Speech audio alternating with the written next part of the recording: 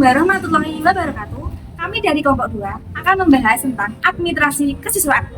Pokok materi yang akan kita bahas yaitu yang pertama, pengertian administrasi kesiswaan. Yang kedua, perencanaan kesiswaan. Yang ketiga, administrasi kesiswaan pada penerimaan siswa baru. Yang keempat, proses administrasi kesiswaan. Yang kelima, ruang lingkup kehadiran siswa di sekolah. Yang keenam, pembinaan disiplin siswa. Yang ketujuh, kenaikan kelas dan penjurusan. Yang kedelapan, sistem perpindahan siswa. Yang kesembilan, kelulusan dan alumni. Yang kesepuluh, contoh studi kasus terkait administrasi kesiswaan. Yang pertama adalah administrasi kesiswaan. Pengertian administrasi kesiswaan adalah kegiatan yang terkait dengan perencanaan, implementasi, dan pemantauan siswa dan semua kegiatan. Memungkinkan siswa untuk belajar secara efektif dan teratur. Administrasi siswa ini mencakup kegiatan untuk administrasi pendidikan dan pelaporan kegiatan ini, termasuk administrasi FADES, siswa baru, administrasi pedoman, dan layanan konsultasi atau BP, atau pedoman dan saran saat ini atau BK, data pada siswa kelas dan siswa sekolah atau OSIS. Yang kedua yaitu perencanaan kesiswaan. Perencanaan kesiswaan adalah langkah-langkah pertama dalam manajemen peserta didik dan melibatkan perencanaan strategi. Ada beberapa elemen yang berkaitan dengan persiapan siswa. Yang satu yaitu mengembangkan program pendidikan. Yang kedua, mengolah sumber daya. Yang ketiga, penyusunan rencana. Yang keempat, mengembangkan kegiatan ekstrakurikuler. Yang kelima, mengembangkan siswa evaluasi. Yang keenam yaitu penantauan kesejahteraan siswa. Yang ketujuh, membuat rencana kegiatan tahunan. Yang kedelapan yaitu koordinasi dengan pihak terkait. Dari 8 perencanaan yaitu perencanaan kesiswaan harus selaras dengan visi dan misi sekolah serta kebutuhan unik siswa, karena perencanaan kesiswaan yang efektif melibatkan kerja sama antara pimpinan sekolah, guru, karyawan pendidikan, siswa, dan orang tua. Yang ketiga adalah penerimaan siswa baru. Setiap awal tahun ajaran baru, sekolah rutin melaksanakan penerimaan siswa baru atau disingkat dengan PSB. Dalam proses penerimaan siswa baru, perlu adanya rencana yang diatur oleh setiap sekolah. Secara umum, penerimaan siswa baru diartikan sebagai suatu proses akademik yang terjadi setiap tahun untuk seleksi calon siswa berdasarkan nilai akademik agar dapat melanjutkan pendidikan pada jenjang yang lebih tinggi. Proses penerimaan siswa baru saat ini dapat menggunakan 2 sistem, yaitu online dan juga manual. Menurut Nizam, dalam penerimaan siswa baru terdapat asas-asas yang perlu diperhatikan. Yang pertama, objektif. Yang kedua, transparan. Yang ketiga, akuntabel. Yang keempat, tidak diskriminatif. Yang kelima, kompetitif. Dari asas tersebut dijelaskan bahwa penerimaan siswa baru adalah kesempatan yang diberikan untuk berkelanjutan pendidikan siswa. Penerimaan siswa baru harus memenuhi kebijakan yang telah menjadi keputusan menteri dan tentunya dilaksanakan secara terbuka. Poin yang keempat yaitu proses administrasi kesiswaan. Proses administrasi dimulai dengan adanya kerjasama yang berkelanjutan. Dimulai dari ruang lingkup yang kecil hingga mencakup ruang lingkup yang lebih luas. Kerjasama ini diharapkan dapat memastikan bahwa proses pendidikan berjalan dengan baik. Tidak hanya itu, proses layanan administrasi kesiswaan juga melibatkan penyediaan layanan konseling akademik dan kelas bagi siswa. Layanan ini membantu siswa dalam merencanakan program studi, mengatasi tantangan akademik, serta merencanakan jalur karir bagi mereka. Secara keseluruhan, layanan administrasi kesiswaan memiliki peran penting dalam mendukung pengalaman belajar dan mengembangkan pribadi siswa di sekolah.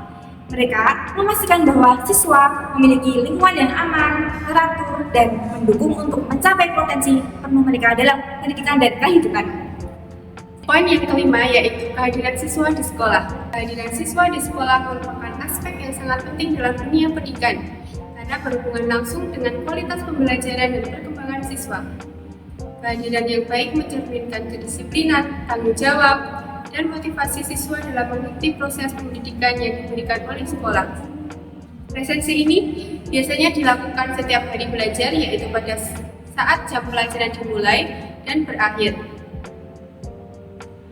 Absensi dapat dikatakan sebagai suatu pendekatan kehadiran yang merupakan bagian dari aktivitas laporan yang ada dalam sebuah institusi, menurut Sri Fitriadi dan Haryono 2021. Terdapat 3 alat yang dapat digunakan untuk mencatat kehadiran siswa di sekolah.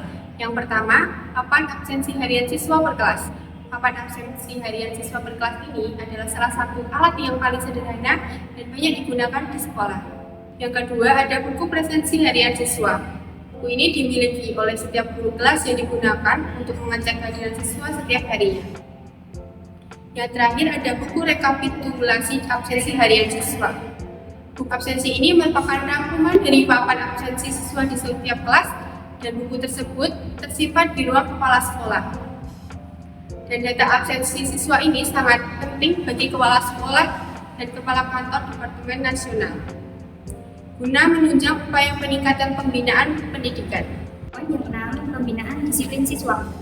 Disiplin merupakan kunci pembentukan karakter anak bangsa, menerapkan, memastikan kegiatan berjalan terarah dan mencapai tujuan optimal. Mendefinisikan disiplin sebagai kepatuhan yang dilandasi kesadaran diri, bukan paksaan, mendorong perilaku positif.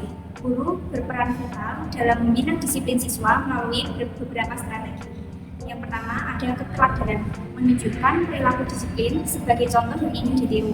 Yang kedua, pengawasan, mendeteksi dan mencegah pelanggaran aturan secara aktif. Yang ketiga, punishment, memberikan sanksi atas pelanggaran. Yang keempat, reward, memberikan penghargaan atas perilaku positif. Konsistensi guru dalam menegakkan aturan dan memberikan konsekuensi yang adil sangat penting untuk membentuk kebiasaan disiplin pada siswa. Yang ketujuh yaitu kenaikan kelas dan penjurusan.